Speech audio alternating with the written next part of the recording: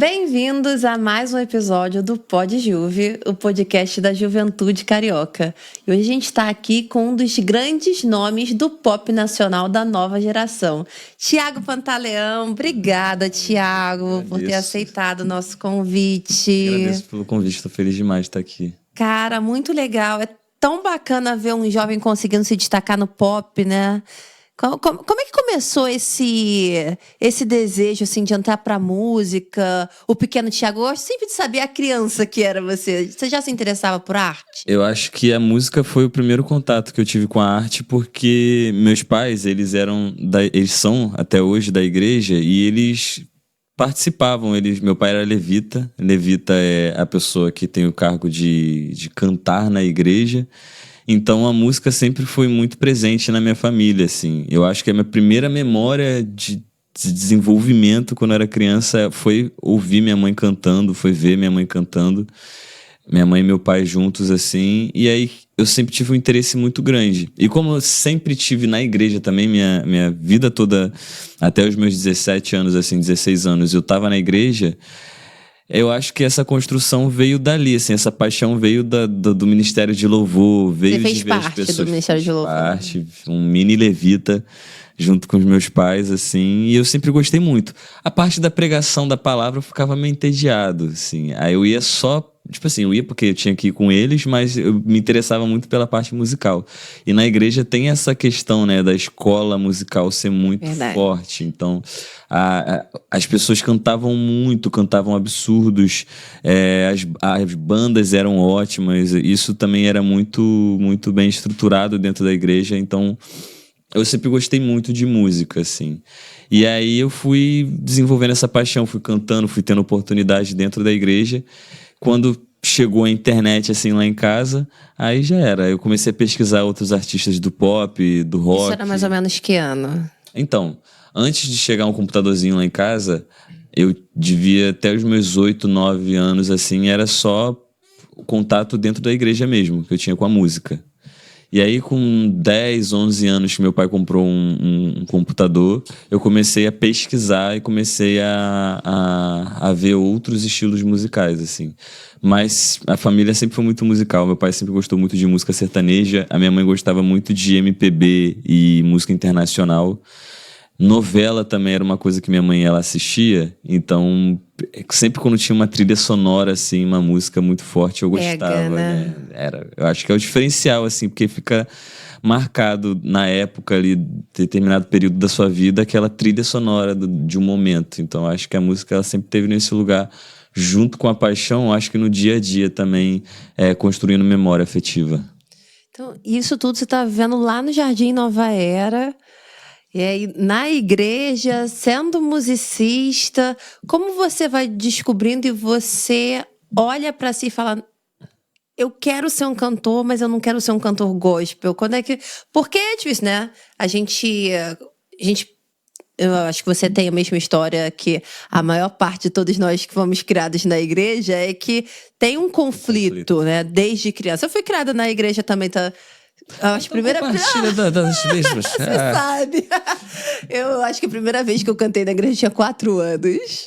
Você começou cedinho também. Foi. E eu tenho muito essa... A igreja, ela acaba virando uma escola pra gente em todas essas coisas, porque a gente aprende a se expor muito novinho, né? E aprende a lidar também com as pessoas dizendo que você tá fazendo negócio bem, que tá fazendo mal. Bom, pra mim, assim, a música, ela tava à frente de tudo antes mesmo de eu ter os conflitos, né? Então, tipo, eu acho que teve um momento que eu queria ser um cantor evangélico, um cantor gospel. Da MK, né? Isso era um clássico. Né? Eu quero trabalhar na MK publicitar, não é? Anos 90, meu amor. Tava lá. E eu escutava Oficina G3, a Aline, Fernandinho. O Tempo é um clássico. Agora só os evangélicos entenderam a gente referências, aqui, né? Aqui é referências. E aí eu gostava muito também, porque eu achava a música evangélica, até hoje, a música evangélica ela é muito rica de repertório, de técnicas vocais, de arranjos, eles são músicos absurdos. E eu queria, assim, ser até ter os conflitos. Eu acho que, tipo assim, antes de perceber que talvez eu não pertencesse de fato à instituição igreja, porque hoje eu tenho minha fé, eu sou muito bem resolvido com isso, mas eu acho que antes de perceber que eu não ia vingar dentro da igreja, eu queria cantar, assim, eu queria salvar vidas, que eu lembro que a música, pra mim, estava muito dentro de um propósito, que era alcançar as pessoas, porque por exemplo, tinha os problemas familiares, tinha os problemas na escola.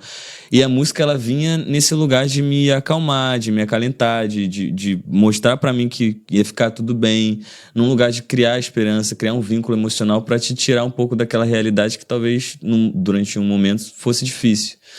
E eu sempre via a música como esse propósito de cura. A música, ela te situa também do seu... Ela meio que conta a sua história, ela determina ali como que tá sendo aquele período da vida hoje, né? Tendo esse conhecimento de música, mas na época, pra mim, era mais esse movimento de cura. Era uma coisa que acalmava. Se me acalmava, eu achava que ia acalmar outras pessoas também. Então, o propósito, eu acho que era esse. Eu ia muito no propósito do que fazer com um dom, com um talento que Deus me deu. E aí eu sempre quis ser cantor desde pequenininho, só que a realidade lá era assim, meu pai era, até hoje ele é, mas hoje ele é caminhoneiro, ele é motorista de caminhão, ganha um pouco melhor e tudo mais, mas ele era de ônibus, motorista de ônibus, numa empresa que não era muito boa, assim. Eu lembro que ele dobrava no trabalho para receber o mínimo, minha mãe faxineira e artesã, e fazendo tudo que ela podia fazer para conseguir juntar um dinheiro. Então, viver de música era um sonho muito grande. Assim, era um passo que a gente não tinha ferramentas para como que a gente vai fazer chegar lá. Então, era um sonho que meus pais, eles estimulavam muito. Meus pais sempre acreditaram, às vezes eles acreditavam mais do que eu mesmo, porque eu sou a pessoa, assim, virginiano, encara a realidade e na maioria das vezes é negativo, assim, tipo, pra não ter decepções, porque eu lido muito bem com tudo, menos uma decepção ali de tipo, ai, dei tudo de mim e não deu certo, Você já sabe? tá se preparando pra coisa dar errado. Eu já ia me preparando pra coisa dar errado há muito tempo. E aí era um sonho que ficava ali, adormecido, mas meus pais não deixavam desistir e eu ia me preparando para outras coisas, estudando para ser ou um veterinário, um arquiteto, um psicólogo, que são as 3 profissões que eu queria muito fazer, ele ficava na dúvida. E aí a música nunca deixou eu sair, assim, de fato, porque, por exemplo, eu trabalhava CLT e aí as pessoas pediam para eu me apresentar, porque me ouviram cantar, e aí ficava sempre tudo, a música sempre teve presente até... Você falando, dá pra perceber que você canta, porque você imposta a voz de uma forma muito correta. Ai, obrigado. Não, é sério, é muito Olá, bom te ouvir falar. bom dia. Temos um locutor aqui, gente. Não, eu sou obcecado também por dublagem. Então eu fico vendo assim, legal. eu fico percebendo as vozes das pessoas. Tem uma que eu gosto, que eu jogo também. E aí quando eu tô jogando, a galera se amarra porque eu fico... Eu estava obcecada em gankar. Não, você faz isso, gente! Desde quando eu vi um menino fazendo também na internet, eu pensei, oh meu Deus, como eu quero fazer também. Mas aí, eu gosto muito. É muito bom! Aí, voltando pra música que eu sou, assim, eu sou meio aleatório e eu me Eu perco também na sou, meada. então se deixar, a gente vai tá longe. culinária. Paola Carosella, vamos falar, daqui a pouco eu tô assim. E aí, eu lembro que a música, ela sempre voltava pra mim de uma maneira que, até se eu não estivesse lidando com ela tava ali presente na minha vida. E aí, voltando pra criança, eu comecei a ter uns conflitos na igreja. E eu lembro que a música continuou presente, mas a igreja foi indo pra outro caminho na minha vida. E foi quando eu comecei também a pesquisar sobre Mariah Carey, Rihanna, Beyoncé. Aí, meu irmão, você vê que a igreja talvez seja pequeno pro propósito da música, porque a música vai muito além daquele lugar ali. E aí eu fiquei mais apaixonado ainda por música, por arte no geral, porque até então era só sonoro, né? Tipo, eu gostava de ouvir. E aí eu comecei a ver clipes, comecei a ver o comprometimento dos artistas com a música, comecei a ver que por trás de tudo isso tinha um propósito maior. Tem uma engenharia enorme, né, para uma performance acontecer. Tem uma indústria, tem uma equipe, e é uma coisa que eu não tinha muita noção, assim.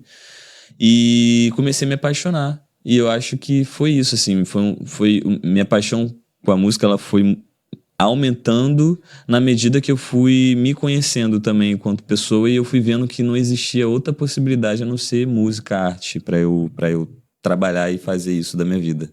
Cara, que legal. E aí você estava ainda lá em Jardim Nova Era. Quando que você tem sua primeira oportunidade para efetivamente começar a trabalhar e viver de música? Eu acho que tá tudo muito ligado. Quando eu comecei a ter minhas questões com a igreja, eu queria me sentir muito... Eu queria sentir que eu não era o único. Eu queria sentir que tinham pessoas iguais a mim. Então eu comecei a me jogar na internet. Comecei a montar... A rede social para mim, ela era um diário que eu desabafava para conseguir uma comunidade de pessoas que pensavam e sentiam o mesmo que eu. Porque em Paracambi, na época, eu não tinha muitas amizades que me entendessem na questão de sexualidade, na questão de pensamento, sabe? As pessoas pensavam muito de uma forma... Elas eram instruídas e a pensar dessa maneira de, tipo, você estuda, né? Faz uma faculdade, vai, tem um trabalho tradicional e tudo mais. E o meu sonho era ser cantor, e cantor não tem muito essa formação, não tem muito esse planejamento de como seguir. Sim. E aí eu me sentia muito deslocado, porque ao mesmo tempo que minha família era uma família humilde, e eu precisava encarar a realidade, eu também queria viver do meu sonho e sentir que as pessoas iam me apoiar, ou de certa forma elas compartilhavam das mesmas coisas que eu queria também, que eu almejava para minha vida. Comecei a jogar cover na internet, comecei a me expressar na internet, a dançar, a ser eu, falar de jogos, falar de séries. E aí eu fui construindo uma comunidade de pessoas com assuntos em comum. E aí eu acho que essa comunidade foi crescendo. E aí eu lembro que eu trabalhava num curso de inglês, porque eu já estava planejando... A música era o plano B. Eu fazia tudo isso como um plano... alimentando o plano B, mas se não desse certo, eu tinha um plano A ali, que era seguir a minha vida, porque a vida não é um morango. E aí eu lembro que no CNA essa comunidade começou a crescer demais e as pessoas começavam, pô, mas você trabalha aqui, você tem um número bom na internet, pá. E eu falava, não, mas tá, o número na internet não tá rendendo dinheiro para eu viver de arte, então eu vou continuar aqui porque eu preciso ajudar minha mãe, preciso ajudar meu pai, eu não posso fazer isso com eles também, porque eu acho que, tipo assim, a gente sempre se ajudou muito, tá no momento de eu retribuir e também viver essa comunidade com eles aqui, porque eu me sinto melhor ajudando do que vivendo de um sonho que talvez eu me frustre e ainda que gere um prejuízo para minha família. E aí foi quando a Marília compartilhou meu vídeo, assim, do nada. Eu lembro que eu comecei a fazer composições muito de, tipo assim, experimento. Minha primeira composição eu já joguei na internet, segunda, terceira, aí na sétima ela compartilhou. Foi quando a Liga Entretenimento entrou em contato comigo. Então foi tudo muito assim, já aconteceu, sabe? E aí eu trabalhava no CNA, já fui fazer minha primeira música como um teste. Não tinha um contrato, não era nada muito planejado. Era oportunidade que surgiu, eles resolveram me dar essa oportunidade. E aí eu fui me jogando e foi dando muito bom, porque aquela comunidade que me viu crescendo, jogando as minhas composições, me expressando, viu que era uma oportunidade de eu viver daquilo e parece que todo mundo ficou feliz junto comigo. Então eles me apoiaram muito, me apoiam até hoje muito, por conta da minha trajetória. Começou a dar muito bom. A galera do escritório começou a ver que eu estava gerando números, que a galera estava acompanhando, que dava para trabalhar, que eu levava também muito a sério aquilo que era meu estilo de vida mesmo, que era o que eu sempre quis fazer, e eu acho que eles me deram uma oportunidade porque eles viram um propósito e também uma possibilidade de crescer ali dentro da música. E aí eu já comecei, tipo assim, a investir nisso, assim, eu vi, pô, um escritório que tem a Preta Gil como dona, como a CEO, tá me dando essa oportunidade, eu vou agarrar. Aí a minha família toda falou, não, caraca, Preta Gil, o escritório, vambora. E aí quando eu tive que sair do trabalho, porque é em Jacarepaguá, o escritório, e eu morava em Paracambi. E aí de transporte público, porque não tinha sustentável pedir Uber ou qualquer outro transporte. Era só muito trem, só, né? então, eu pegava porque tipo assim, eu ainda morava num bairro distante de Paracambi, no último bairro indo pra Serra já de Paracambi, Jardim Nova Era. E aí eu pegava um ônibus pro centro de Paracambi, do centro de Paracambi eu pegava um trem pra Japeri, de Japeri eu pegava o Central, do Central eu soltava em Madureira, pegava um BRT, soltava ali no Rio 2, do Rio 2 eu ia a pé até a Liga. E aí eu fiz isso durante, eu acho que 1 ano e pouco. Caramba. Todo dia. Todo dia. Todo dia. É legal você falar isso, né? Porque as pessoas às vezes acham que as coisas caem do céu, elas olham a vida de um artista e falam, nossa, eu queria tanto ter essa vida, mas esquecem, ignoram totalmente esse corre. Gente, é o quê? Todo Parecia dia. que tá falando de tão distante, né? Você atravessou rios cortantes, um deserto Não, e- escaldante pra chegar todo e dia no trabalho. era tipo assim, era todo dia, tinha dia que era que dava tudo certo, eu saía de casa às 7 da manhã, 6 da manhã e chegava lá 11, e esse era um dia que tava bom pra caraca, que eu chegava cedo, falava, perfeito. opa, que cedo, vou conseguir compor, vou conseguir fazer música.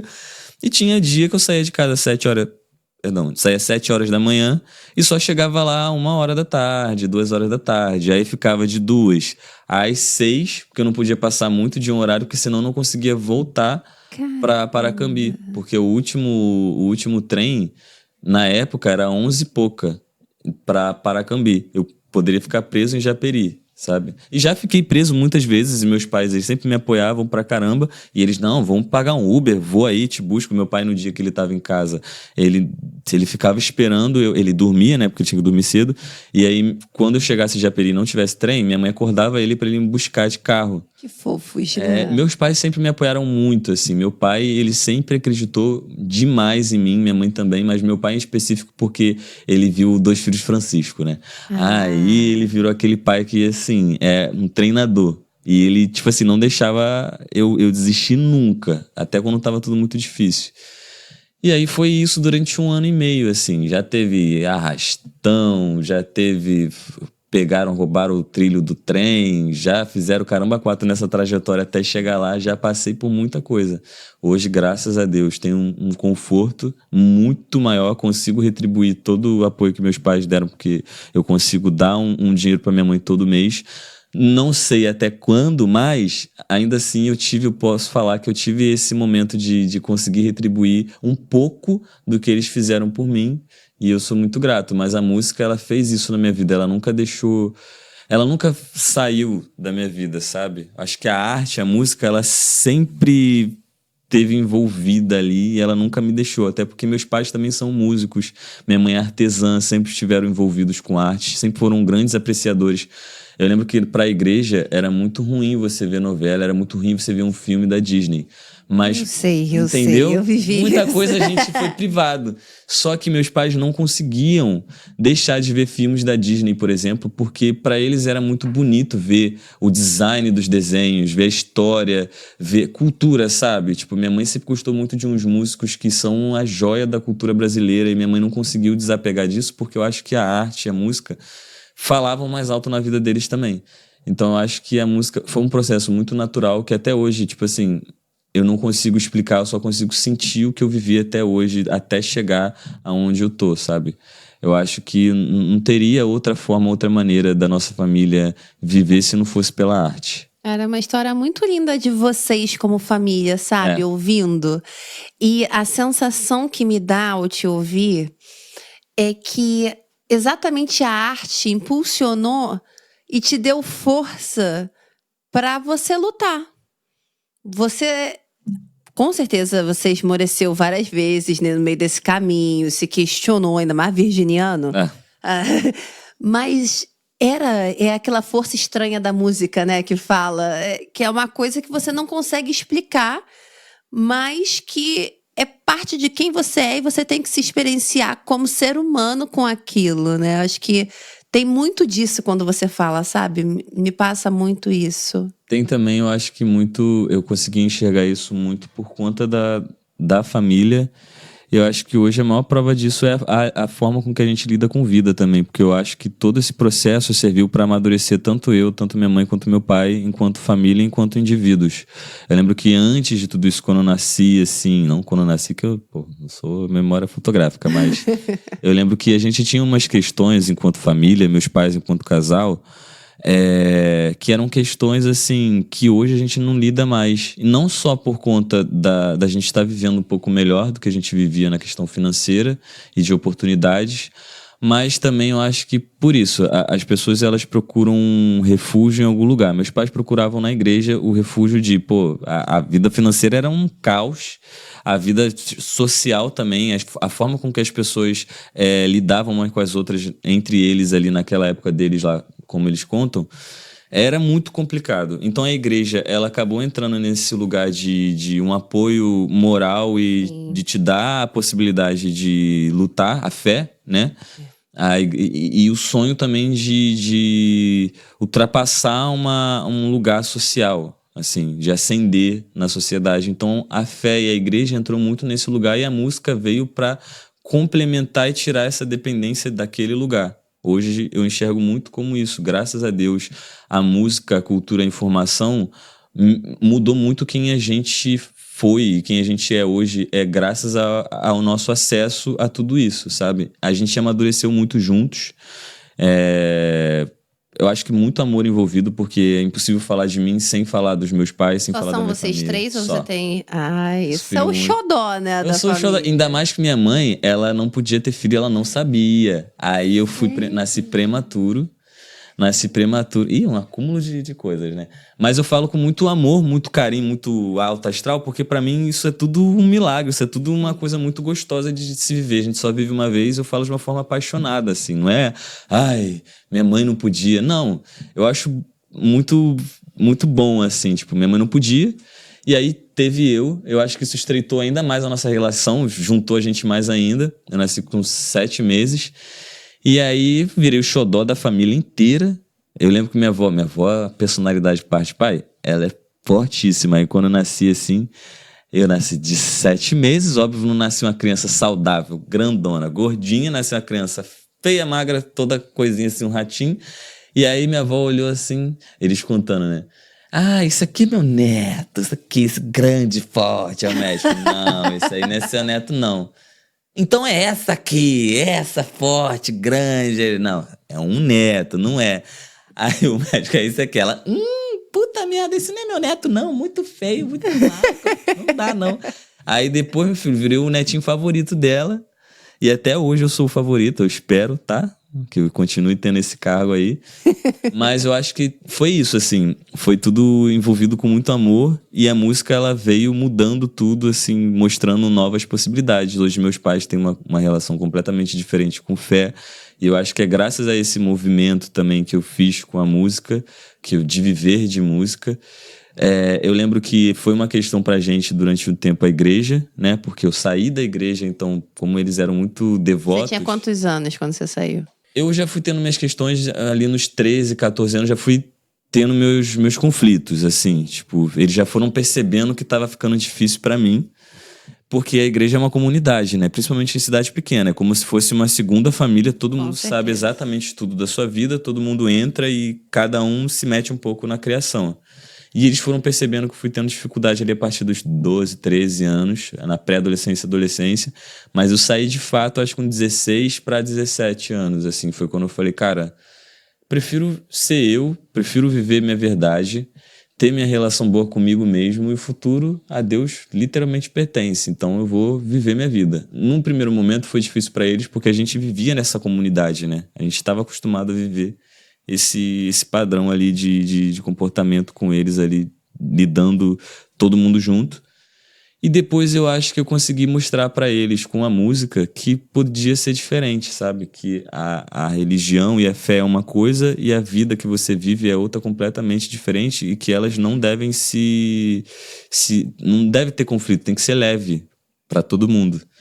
E eu acho que depois que eles começaram a entender, eles começaram a trazer isso para a vida deles. Ou seja, eles tinham muito compromisso com a igreja. Eu tive muito compromisso com a igreja. E um compromisso que às vezes ultrapassava os nossos limites. Ficava assim. exaustivo, né? Muitas vezes. Não, quantas vezes era assim...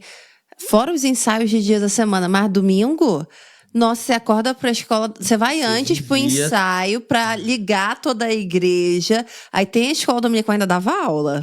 Você dava aula. Que isso? Você pegou esse compromisso na escola dominical? Não.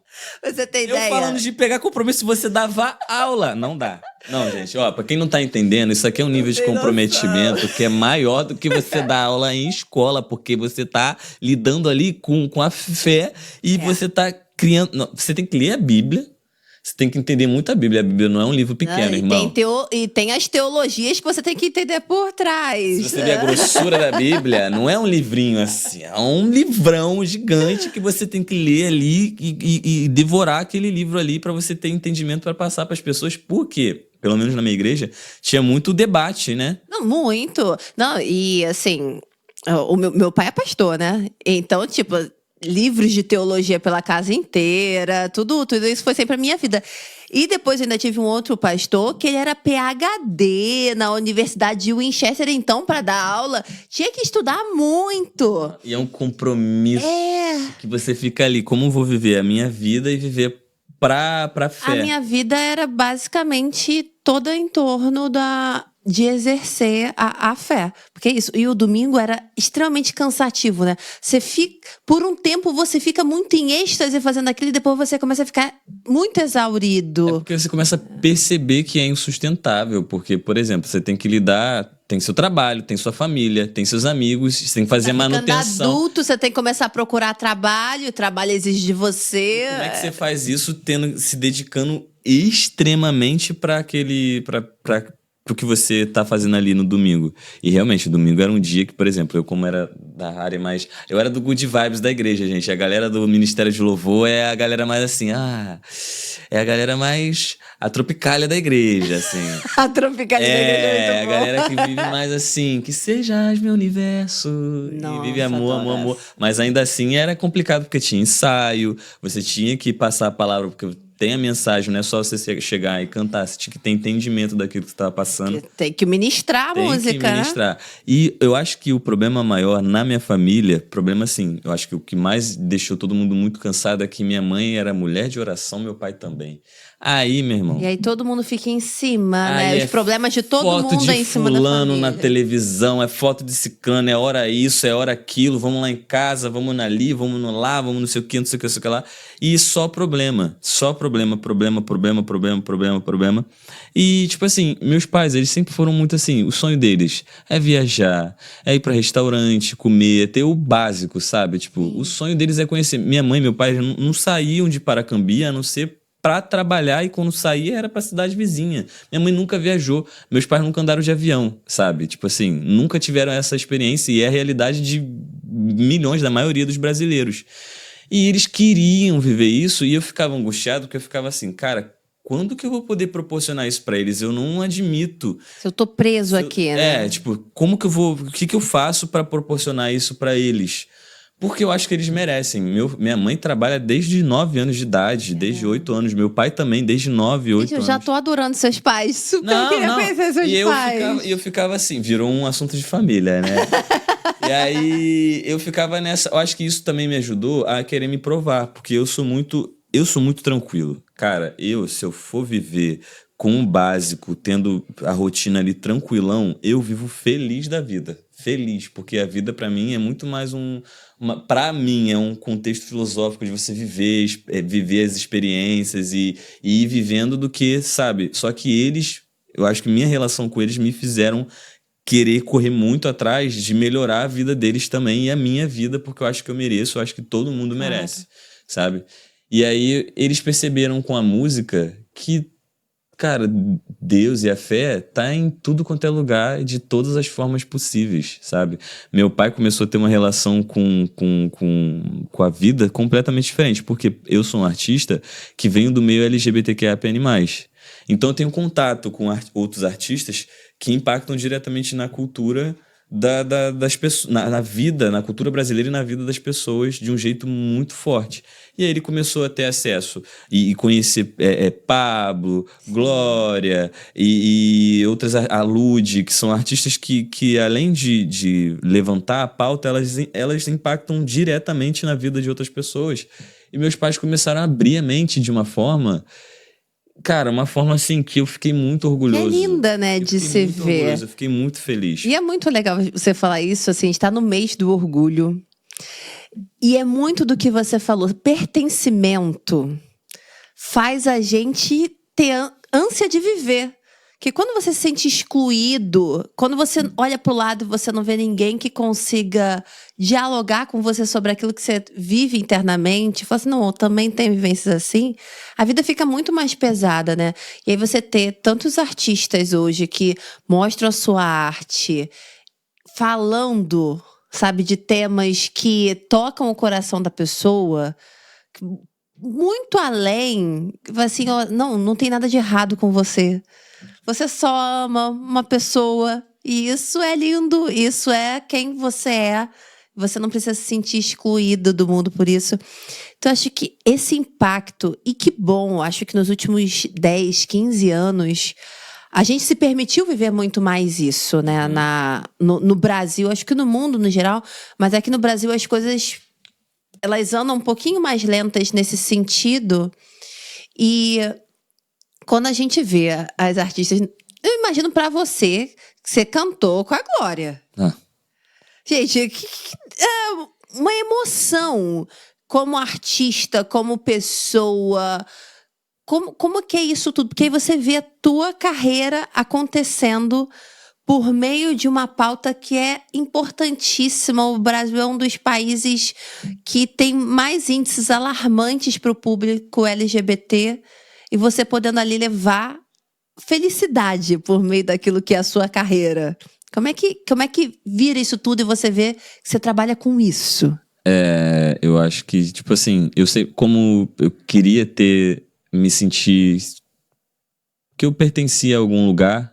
Eu acho que isso involuntariamente virou um escopo da minha carreira, virou um norte da minha carreira, assim, naturalmente, porque é isso. Só pelo fato de ser uma pessoa LGBT que tá dentro de um mercado, você já tá ali lutando, você já tá levantando uma pauta, você já tá vivenciando aquela questão ali. E eu sempre vi isso de uma maneira muito carinhosa, porque durante muito tempo solitude é muito bom, eu sou muito solitudo, mas solidão extrema não é saudável pra ninguém. Então, pra mim, esses artistas, eles entraram muito, por exemplo, quando eu era criancinha e ficava vendo a Rihanna, a Beyoncé cantando, eu me sentia grande junto com elevado, elas, sabe? né? Eu me sentia junto com elas. Eu acho que muita gente não tem a noção de que isso muda a vida da pessoa, de fato, que isso... Você entra na cabeça da pessoa mostrando pra ela que ela pode sonhar, mostrando pra ela que ela também é forte, que ela também consegue.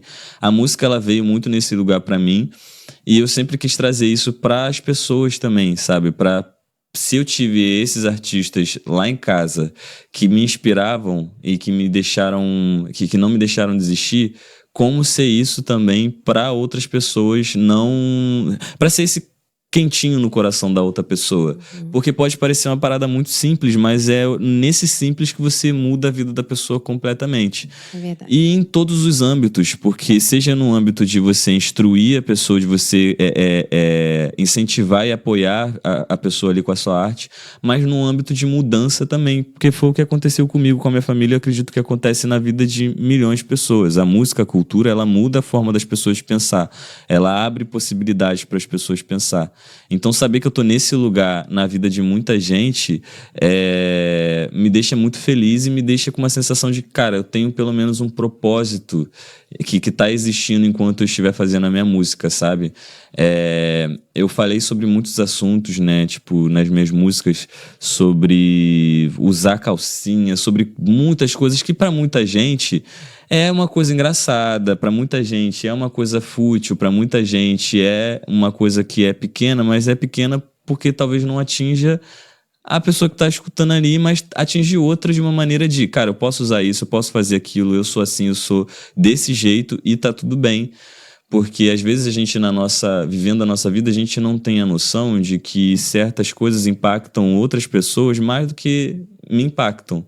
E que talvez aquilo, a longo prazo, corrobora para a pessoa acabar com a vida da pessoa, sabe? E eu acho que todo mundo tem o direito de ser ouvido, todas as dores têm que ser ali, a gente tem que prestar atenção nesses lugares, e eu acho que a cultura e a música, ela entra muito nesse lugar de mudar a cabeça de uma pessoa que talvez não entenda esse discurso ou que talvez não concorde e não enxergue que ela não concordar não muda o fato de que a outra pessoa precisa ter os direitos dela ali, precisa viver a vida dela ali e que tá tudo bem, o sol nasce pra todo mundo, E sabe? que no final do dia, o que a sexualidade da outra Tem a pessoa ver. influencia a sua vida? Absolutamente O que vai nada. dizer se a pessoa tem caráter, se não tem caráter, se é uma pessoa batalhadora, se é uma pessoa boa de trabalho? E aí a gente vê que a população que tá na comunidade acaba trabalhando sempre muito mais, se esforçando muito mais, porque aí muitas vezes só sai do armário quando já teve uma emancipação financeira. Então, agora eu posso falar para minha família quem eu sou, porque eu Ela não não dependo. depende mais. Exatamente. E aí, olha, quanta coisa que ela reprimiu a vida inteira, né? Aham. Pra mim, eu tive o privilégio tipo assim, todo o meu processo não foi fácil, de descoberta, de aceitação não foi fácil. Eu acho que muito também tinha religião muito envolvida, muito ali dentro. Mas eu tive esse apoio dentro de casa, eu não fui desamparado, não fui deixado de lado, assim. E isso, pra muita gente, é isso que eu acho que tem muita gente que não passa, não entende. Quem é hétero, quem é branco, quem é cis, nunca vai entender o peso que é. Sim. E por isso que eu acho importante ter artistas pelo menos ocupando os lugares, porque aí é uma chance de você ouvir aquele artista que tá num lugar de influência e tá num lugar, um holofote que outras pessoas que não são de dentro da comunidade vão ouvir, vão talvez entender ou pelo menos ver que existe aquela realidade ali. Porque eu acho que muita gente lida com a vida de uma maneira tipo assim, se eu não sei, eu não conheço, logo não existe. Sabe? E eu acho que artistas pretos, artistas LGBTQIA+, ocupando espaços e contando sobre suas vidas, ajuda todo mundo a entender que a vida não é só aquela bolha que você está vivendo ali, entendeu? E eu acho que é muito disso, assim. A minha história, eu tive o privilégio de ter um amparo familiar desde sempre, mas não é a realidade da maioria das pessoas que vêm do mesmo lugar e vivem a mesma coisa que eu, que tem a mesma sexualidade, enfim. Não é a realidade. Na maioria das vezes, ou é expulso de casa, ou é morto, ou, sabe, é outra história, é outra... Por isso que eu gosto de contar com muita alegria, com muito carinho com a minha história, para também dar essa leveza e essa fé, trazer essa possibilidade para um pai que está escutando e ver que tá tudo bem, que não tem por que você expulsar de casa, não tem nada a ver você fazer. Continua sendo seu filho. Continua sendo seu filho e que você apoiar a história do seu filho e a vida do seu filho, a forma com que ele existe na Terra, pode inclusive fazer um movimento dentro da família como um todo, que foi o que aconteceu comigo, sabe? Você acaba inspirando tanto que você vira uma força na vida dessa pessoa, que a pessoa vai estar pronta para o que der e vier, com uma energia radiante para conquistar tudo pela família e por ela mesma, sabe? Porque a gente não é muito instruído a sonhar, eu acho, assim, tipo, Verdade. nas escolas, em todos os lugares, eu pelo menos na minha experiência dentro da escola, dentro da igreja, a gente não é instruído a sonhar. E sonhar, que eu falo, sonhar grande com... Siga as regras, né? Sabe? É muito assim, você tem que fazer isso para ser isso, para ter o básico, para ter o mínimo. E eu acho que a vida não é sobre isso. A vida é sobre você querer conquistar e conquistar cada vez mais e sonhar cada vez mais alto. E eu acho que a música e, para mim, os artistas que são da comunidade, né?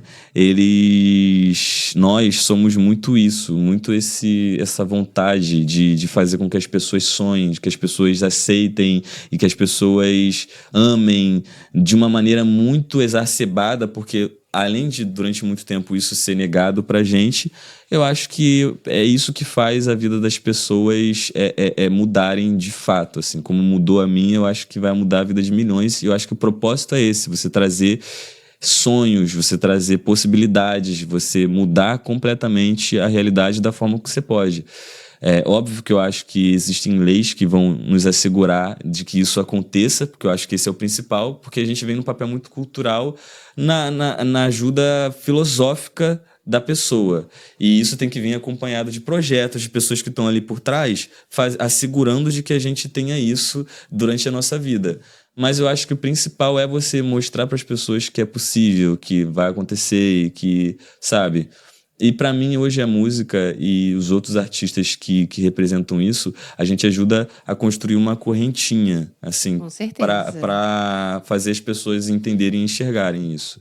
E pra mim, participar disso e viver isso eu me sinto muito, não vou mentir, me sinto. E que bom, porque gente é pra brilhar, não é? Gente é pra brilhar. Isso é bom demais. Imagino você, então, lá no Rock in Rio, palco Favela, performando sua música. Como é que é esse sentimento de artista diante do público e ver que, caramba, o que eu tô fazendo tá dando certo, as pessoas estão gostando? Cara, eu fiquei muito feliz porque eu via Rock in Rio, achava impossível, né? Porque Rock in Rio, o maior festival que temos no Brasil, eu acho que um dos maiores da América Latina, se não o maior. E achava impossível porque, caramba, é muito grande. Então eu achava assim, não que eu achava impossível, na verdade, né? Mas eu achava que ia demorar um pouco mais, que eu ficava assim, não, calma, vamos amadurecer aí, vamos continuar trabalhando pra gente alcançar. E quando chegou a oportunidade, eu acho que cedo, graças a Deus, eu fiquei só gratidão. Passou um filme na cabeça, porque aí você lembra. Eu lembrei de mim cantando, sentado ali no sofá, os vizinhos, cala a boca, não aguento mais. E eu assim, não vou parar. E eu cantando na igreja, e aí cantando com a minha mãe. Passou um filme de tudo, assim, na minha vida.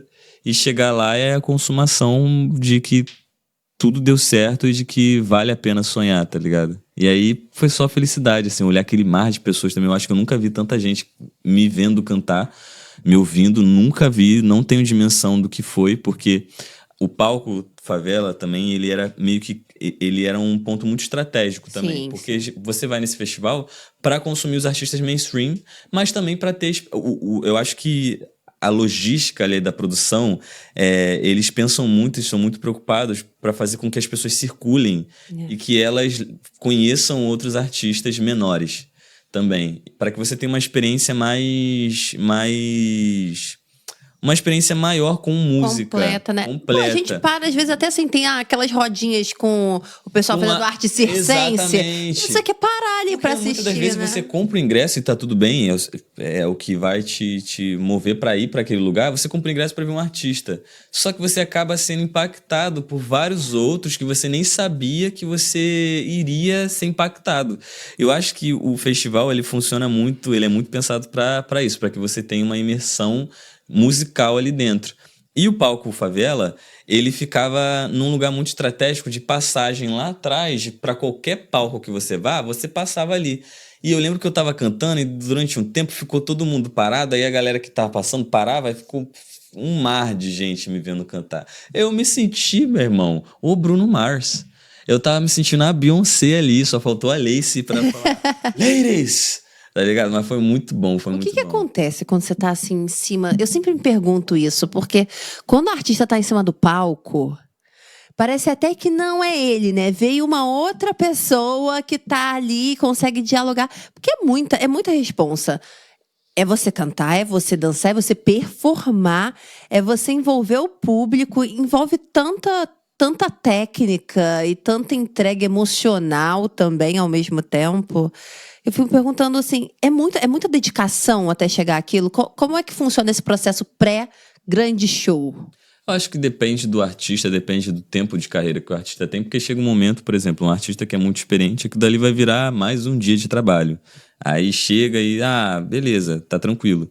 Pra mim, como é tudo muito novo, por exemplo, esse palco era um palco gigante, eu acho que foi o maior palco que eu me apresentei, e o maior público também, um nervosismo absurdo, assim, que fica, mas é um trabalho mais psicológico, assim, de você se manter são, de você se manter, entender o propósito, passa o filme, na hora que passar o filme você tem que entender que aquilo dali é sobre sua arte, é sobre me sua desculpem vida. a expressão, mas como não tem um piriri antes de subir no palco, difícil, não tem difícil. como, gente. Mas é também porque eu acho que tem muita gente, por exemplo, tem um processo que acontece antes também, que é muito gostoso, que não chega pra muita gente. Eu acho que agora com a internet, com essa coisa de vlog, a galera se mostrando pra caramba, a galera vai começar a entender como que é. Ao mesmo tempo que é um glamour absurdo, é um trabalho do caramba. Então, depois de tanto que você trabalhou, você já chega assim... seguro. Anestesiado, mas, quase. você chega já, cara, vamos trabalhar. É isso. A gente chegou até que chega na energia de, cara, vamos fazer todo esse esforço que teve antes de chegar aqui no palco, vale a pena, porque não é uma experiência individual, é a experiência da banda que você ensaiou, é a experiência dos produtores também que estão ali, é uma entrega que não é só do artista, sabe? Então, pelo menos eu, vou com uma responsabilidade também muito grande de, cara, é isso, vamos fazer dar certo, porque, pô, o cara da produção tava se ferrando ali pra fazer aquele bagulho dar certo, o batera tava com o braço já com desenvolvimento maior que o da Graciane Barbosa, de tanto que ele socou aquele negócio ali. É um trabalho conjunto, eu acho que esse pelo menos pra mim, me dá muito mais segurança, porque eu sei que eu não tô ali sozinho. Você tem a equipe inteira Tô com contigo. uma equipe boa pra caramba fazendo tudo isso acontecer. O styling, os dançarinos, a banda, a galera que tava por trás, o marketing, que fala como vamos fazer isso ficar mais grandioso ainda. Então, eu entrei muito no Rock in Rio com essa sensação de um trabalho que tem que ser muito bem entregue, tanto para quem tá ali ouvindo para ter experiência, porque a maioria das pessoas não me conhecia, porque é um público muito grande, muito maior do que eu atingi, porque é um público imenso, assim. Eu nunca vi tanta gente toda a minha vida. E como fazer isso ser bonito para as pessoas que não me conhecem, as pessoas que me conhecem e para as pessoas que trabalharam junto comigo até eu chegar aqui. Então, acho que essa responsabilidade traz um comprometimento ali no palco que você fica num nível de consciência, assim, tipo, tá, vamos trabalhar bonito aqui, sabe? E isso me tira um pouco o nervosismo. De tipo, Que bom. ai meu Deus, o que eu faço agora? Não, você tem que se entregar ali, é o que você se propôs a fazer na vida e é um trabalho de muita gente. E tudo bem, você vai errar ali no palco, você vai tropeçar, eu tropecei, eu no palco eu gosto muito de ser real, sabe? Porque tem artistas que seguem tudo bonitinho, eu admiro muito quem consegue, meu Deus. Eu admiro demais, porque eu queria muito um dia ser assim, a Beyoncé, que é tudo amarradinho. Milimétrica. Cara, eu chego uma hora que o meu cérebro pifa no palco, eu solto uma atrocidade. Aí depois daí só desanda. O cronograma, a ordem de música, aí fica todo mundo, o que tá acontecendo? Eu falo, gente... Só vem atrás. Joga no peito do papai, vambora. E aí, pra mim, virou isso. Mas pra mim também é bom porque eu gosto de aproveitar o momento ali também. Então, imagina. eu acho que pra mim foi isso. Trabalho de muita gente. Foi uma alegria gigante, gigante, gigante, gigante. E o mais legal foi ver também minha mãe, que ela não sai de casa. Ela foi lá te Ela foi o assistir. primeiro show que ela foi ver, meu. Primeiro show. Foi o primeiro show, não foi? Acho que foi o primeiro show. Porque minha mãe, pra tirar ela de casa, tem que molhar a mão dela. Entendeu? Só molhando a mão. Porque ela é... Meu amor, Paracambi. Vou sair de Paracambi. Pra ir pra onde? Ficar em pé. E ela ainda tem fobia de muvuca. Eu falei, como que minha mãe... Rock in Rio, primeiro show, minha mãe vai pro Rock in Rio... As coisas que só o amor explica, né? Não é aqui, porque minha mãe, qualquer momento, ela vai surtar, hein? Qualquer momento, sumiu Bianca, corre atrás dela, hein? E aí ela chorando assim, ó. Aí não deu, aí eu chorei também no final. Imagino. Chorou todo mundo. Eu lembro só no final ela, Thiago, engraçado, né? É diferente, né, Thiago? É o quê? Bate no peito, ela tá emocionada? Não! Vibrou meu peito, é tão alto que ficou meu peito tremendo, que assim, eu tô surda. Aí eu, você gostou? Gostei! Aí eu ficava assim, eu amei! Mas assim, de novo pra tirar ela de casa, vai ser difícil. Mas foi maravilhoso. Legal. Viver isso com o apoio dos pais. Assim, quando a gente tem uma família que é próxima, que apoia quem a gente é, a nossa carreira, parece que tudo tem um brilho diferente, né? É muito, muito bom. Pra mim é tipo assim, uma viagem de família. A família busca pé, tá ligado? Tipo, qualquer coisa bom. que eu conquisto, eu fico assim, eu no grupo, não, ótimo, vambora, não. Eu fico, mãe, eu vou falar com a Angélica. A minha mãe, mentira! Calma aí, você cheira ela, Thiago, cheira ela. Assunto, não, tu não tá entendendo, você tá falando um assunto muito sério aqui nesse programa. Cheira ela. A minha mãe é... Não, eu sou esse nível com a Angélica também. Não, e ela Eu sou apaixonada pela Angélica desde criança. Uma comunicadora absurda. Tu não tá entendendo. Tu tá vendo isso aqui? Isso aqui é homenagem à Angélica. Ter ficha. Assim, pra que eu vou dar... Não, mas a ficha da Angélica. Daqui. Eu botei hoje que eu tava vindo, eu botei uma música dela. Vou de táxi. Gente, eu sou suspeita pra falar. Apaixonante, né? Não, ela é absurda. E ainda falando sobre um assunto, né? Sobre saúde mental e rede social, né? Sucesso nas redes sociais. Cara, eu fiquei nervoso, porque eu fiquei assim, o que eu vou falar? Como não ficar Eu nervoso? vou falar do lado de uma das maiores comunicadoras do país, na história do país, Com assim. certeza. Não tem como. Só que ela é tão boa, mas tão boa, que ela consegue deixar o ambiente propositalmente leve, ela me tranquilizou de uma forma, não sei se foi uma técnica que ela tem, não sei. Ela me hipnotizou, não Acho que faço ela ideia. existe, né? E aí Cara, foi ela disso. me deixou tranquilo. Todo mundo no país se sente próximo à Angélica. É Ela como me assim, deixou aquela tranquilo. pessoa, não, é como se ela estivesse no chá da tarde com a família inteira, né? Juro pra você, e eu acho que isso também é muita dedicação, muita experiência, É é uma verdade. coisa que só a experiência traz, porque ela é absurda, assim. Eu lembro que eu ficava falando e eu esquecia que ela tava do meu lado, quando eu lembrava, eu ficava... "Ih". Aí eu olhava pra ela, tipo assim, vai dar tudo certo, calma o coração, eu sei que você tá nervoso, gay, eu sei que você tá nervoso, mas Ai, gente, relaxa, muito respira. fofa.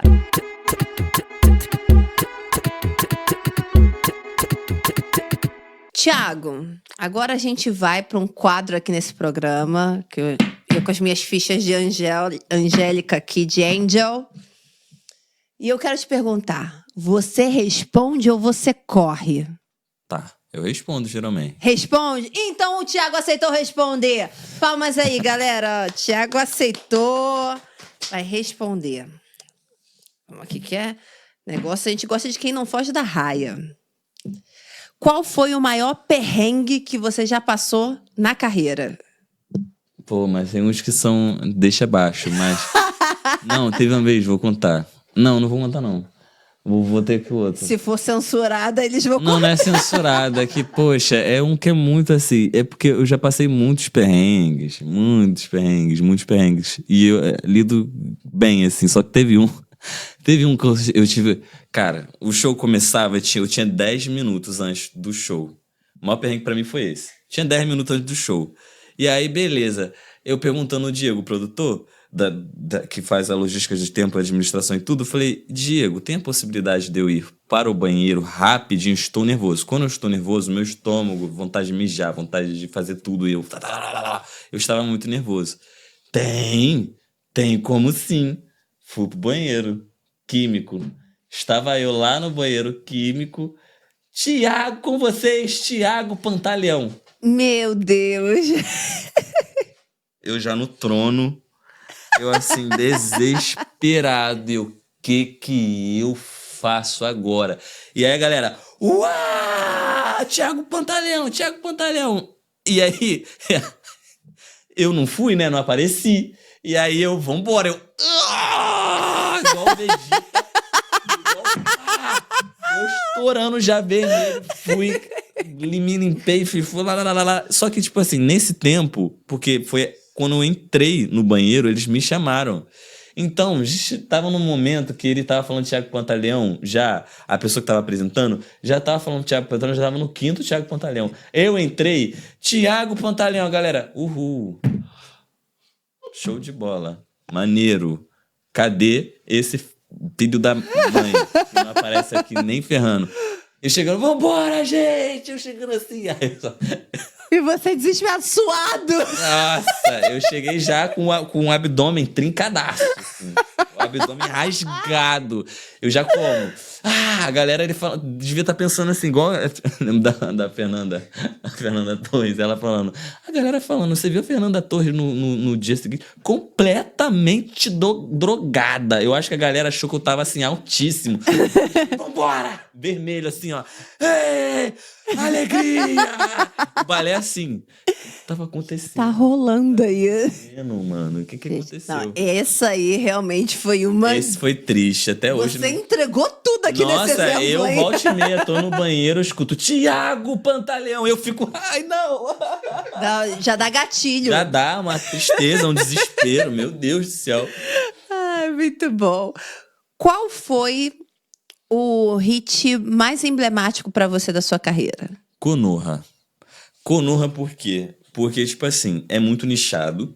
Eu não esperava nem que fosse ter 3 ouvintes na música. Porque é muito nichado. O cerne da gente fazer essa música foi... Eu gosto muito de anime, gosto muito de mangá, gosto muito desse meio otaku que existe. Falei, por que não? Já que esse primeiro álbum meu é como se fosse um diário, tipo assim, apresentando para as pessoas o que eu sou ali naquele momento e o que eu vivi e tudo mais. Isso é uma coisa que faz muito parte de mim, uma das coisas mais presentes na minha vida pessoal. Vou falar sobre anime e falar de amor, porque, tipo assim, eu sou muito romantiquinho e juntei o útil ao agradável. Fiz o Konoha. Cara, juro pra você, eu achei que eu ia ser zoado e tava pronto pra receber no peito a zoação, porque eu não vou ter vergonha do que eu Foi sou. tipo, é meu lado B. É meu lado B, não tenho vergonha, é isso aí, lidem com isso. Caramba, foi durante muito tempo, acho que até hoje é a música que a galera mais canta, é a música que a galera mais gosta. Que E eu tive a legal. oportunidade de trabalhar com um artista brasileiro, Lucas, que ele é designer e ele é especializado em fazer animes. E ele trabalha fora, ele trabalha na China, trabalha no Japão, fazendo animes. Ele se especializou em fazer traços negroides em animes, porque, pô, eles são amarelos, eles não têm uma conexão muito forte, nem convivem muito com pessoas de outras etnias, porque lá é muito Sim. eles por eles. E ele se especializou em fazer outros traços outros fenótipos dentro dos animes. Que maneiro. E aí a gente fez um anime inteiro com referências de Parakambi, com referência... A gente refez o Naruto como se fosse eu e dois crushes, assim, tipo, dois outros personagens, que seria o Sasuke e a Sakura, de uma maneira completamente diferente. E desde quando eu lancei, todo ano, 3 vezes por ano, 4 vezes, viraliza nas redes sociais. O clipe viraliza, ou a música viraliza direto. E isso pra mim foi o meu melhor, assim, que eu fiz, porque é uma parada que era tão íntima, mas que deu tão bem, volta lá minha necessidade, na minha vontade de ter uma comunidade que se comunicasse, se expressasse, sentisse o mesmo que eu. E aí eu consegui isso nessa música. Então, pra mim, é Nossa, isso. muito legal. Quando a gente é autêntico, a vida devolve, né? A gente encontra as pessoas que veem o mundo da forma como a E fica gente vê. bonito, porque a gente deposita um carinho e uma atenção especial que a gente não faz em outros projetos, mas eu acho que por ser muito especial pra você, você sabe como organizar tudo nos detalhes. Então eu acho que pra mim foi isso, assim, é o que eu mais Muito gosto do legal. Konoha. E eu tô muito curiosa, quais são as suas 3 tatuas preferidas? Que acho que você nem gosta muito de tatuagem, né, Não, gosto Thiago? não. Acho assim. Inclusive, eu decidi dar um tempo de tatuagem porque eu acho que, tipo assim, se eu fosse fazer todas as tatuagens que eu quero, e depois que você vira artista, você consegue parceria pra tudo, né? Tipo assim, né? Eu não consigo muito quando tem muito desenrolo, mas pra tatuagem eu tenho desenrolo. É desespero o nome. E aí, eu pensando comigo, se eu fizer tudo que eu tô pensando agora, daqui, eu me conheço, eu mudo. Eu hoje tenho uma opinião, amanhã é outra, completamente diferente. Minha equipe sofre comigo, né? Parece até que é geminiano, deve ter Não, que e minha ver mãe é assim, geminiana. né? Acho que tem alguma coisa ali que passou, eu não sei. Veio no sangue, né? Veio Veio no ali, cordão umbilical. E aí eu fiquei assim, cara, se eu não fizer mais agora, eu vou ter tempo pra viver experiências e querer marcar as experiências no meu corpo. Se eu fizer tudo agora, vai chegar lá na frente, eu vou chorar porque eu não vou ter espaço mais. Aí eu vou ter que sofrer no laser pra apagar, que eu tenho certeza que se eu Pra tivesse colocar fechado, eu ia outras. apagar tudo e fazer tudo de novo. Aí eu tô dando um tempinho de fazer, mas as minhas favoritas é essa aqui. Calma, deixa eu ver se eu consigo aqui. Essa aqui é o Deadpool e o Homem-Aranha, porque nos quadrinhos, em 2016, se eu não me engano, o Deadpool meio que assumiu a paixonite dele, que não foi correspondida, óbvio, pelo Homem-Aranha. Então, tipo assim, ele já perturbava o Homem-Aranha desde os anos 80, 90, assim, nos quadrinhos. Aí eu quis fazer porque eu me identifico muito com o Deadpool, sabe? Ele é meio doido, tem umas coisas assim, ele é meio... Uau! E eu sou meio... Uau! Também. Aí eu gosto muito dele, é um personagem que eu gosto muito. Tem a Margarida, que é a gata que ficou lá em casa, em Paracambi. Oh, meu Ela Deus. passa o tempo todo dela assim, então eu fiz ela do jeitinho que ela mais passa, que é se Oh, lambendo. puxa. E tem vários que eu gosto. E tem o Narutinho e o Sasuke, são minhas 3 favoritas. Linda. Nossa, essa das mãos e o universo Uma das primeiras que também. eu fiz. Completamente apaixonada. E tem tinha também aí umas correntes ali no meio. É como se fosse ligando, né, um lado do outro. É como se fosse uma energia. Eu adoro astrofísica, né? Então eu olhei e fiquei encantada. É bonito mesmo. Gente, adorei as suas tatus. E eu tenho várias. Eu tenho uma fadinha com a bunda de fora aqui na minha perna. Muita coisa. Tipo assim, a galera fica, eu vou fazer uma estética perfeita pra minha tatuagem no braço, que vai complementar com a paisagem quando eu tirar. Meu irmão, olhei uma fada de bunda de fora, falei, caramba, é uma fada homem. Falei, é isso aí.